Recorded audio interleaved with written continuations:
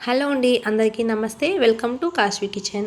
ఈరోజు మన కాశ్వి కిచెన్‌లో మరో స్నాక్ రెసిపీ అయితే చూపించబోతున్నానండి. అదొచ్చేసి సమోసా అండి.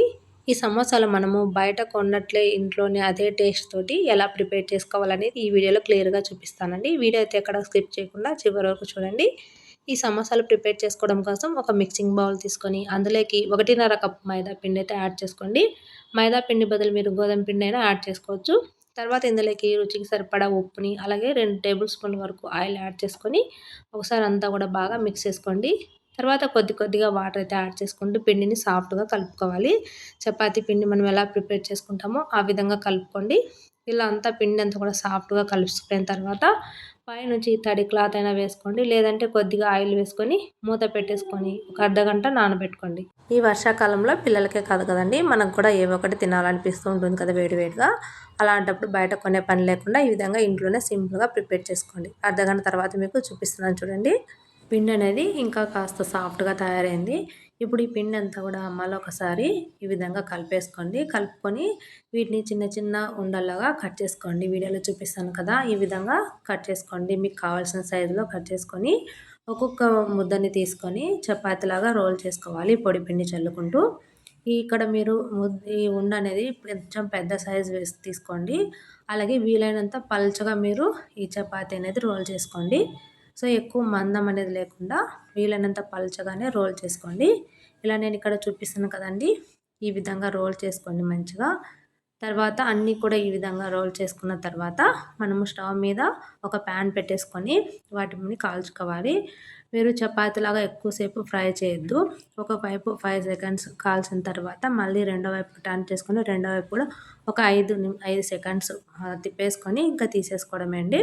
ఇలా అన్నీ కూడా మీరు అన్ని చపాతీలు కూడా ఫ్రై చేసుకొని పక్కన పెట్టేసుకోవాలి. ఇలా చూపిస్తున్నాను కదండీ! ఇక్కడ అన్నీ కూడా మంచిగా ఫ్రై చేసుకొని, ఇప్పుడు వీటిని ఈక్వల్‌గా మనము కట్ చేసుకోవాలి. సైడ్స్ అన్నీ కూడా మనం ఈక్వల్‌గా కట్ చేసుకుంటే సరిపోతుంది. ఈ సైడ్ కట్ చేసుకున్న వాటిని పడేయకుండా అవి ఏం చేయాలో కూడా చెప్తానండి.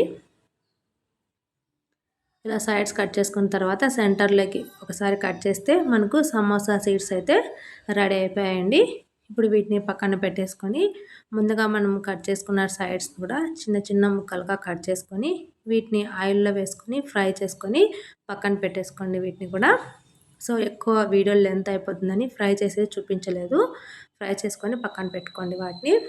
తర్వాత స్టవ్ మీద మరో కడాయి పెట్టుకొని సన్నగా కట్ చేసుకున్న ఆనియన్స్ అలాగే ఒక పచ్చిమిర్చి కూడా యాడ్ చేసుకొని ఆయిల్ అనేది ఏమి యాడ్ చేయకుండా ఈ ఆనియన్స్లో ఉన్న తడి అంతా పోయి అవి డ్రైగా అయిపోయి కొద్దిగా కలర్ చేంజ్ అయ్యేంత వరకు ఫ్రై చేసుకోండి.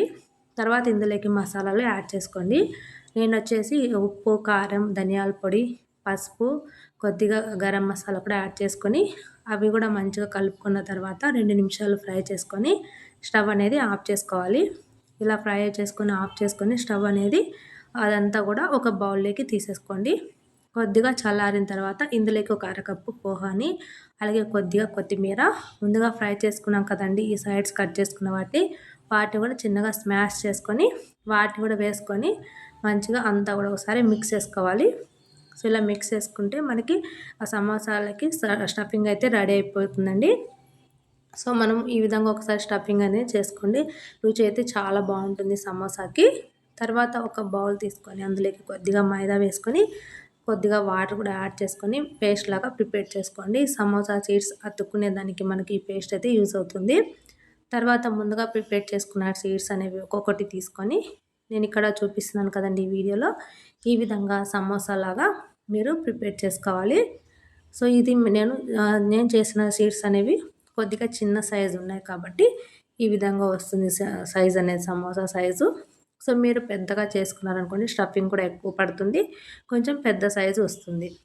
సో, వీడియోలో చూపిస్తున్న విధంగా అన్నీ కూడా సమోసాలు ఈ విధంగా ప్రిపేర్ చేసుకోవాలి. మనము ముందుగా ప్రిపేర్ చేసుకున్న పేస్ట్ అయితే యూజ్ చేసుకొని ఈ కార్నర్స్ అయితే అతికించుకుంటూ ఈ విధంగా సమోసా షేప్ అయితే ప్రిపేర్ చేసుకొని అన్నీ కూడా పక్కన పెట్టేసుకోండి. ఇప్పుడు స్టవ్ మీద డీప్ ఫ్రైకి సరిపడా ఆయిల్ పెట్టేసుకొని ఆయిల్ బాగా హీట్ అయిన తర్వాత ఫ్లేమ్ మీడియంలో పెట్టుకొని కడాయిలో పట్టేమైనా వేసేసుకొని మీడియం ఫ్లేమ్‌లో మీరు మంచిగా ఫ్రై చేసుకోండి.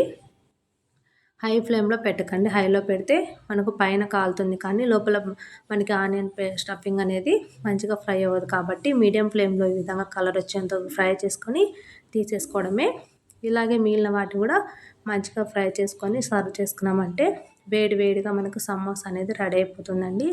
చాలా చాలా రుచిగా ఉంటుంది అండి. ఒక్కసారి ఈ విధంగా ట్రై చేసి చూడండి. రుచి అయితే చాలా బాగొస్తుంది. మరి మీకు వీడియో నచ్చితే మన వీడియోకి లైక్ చేయండి. మీ ఫ్రెండ్స్ అండ్ ఫ్యామిలీ మెంబర్స్కి షేర్ చేసి తప్పకుండా ఇలాంటి సింపుల్ రెసిపీస్ కోసం ఛానల్ సబ్స్క్రైబ్ చేసుకోండి. Thank you.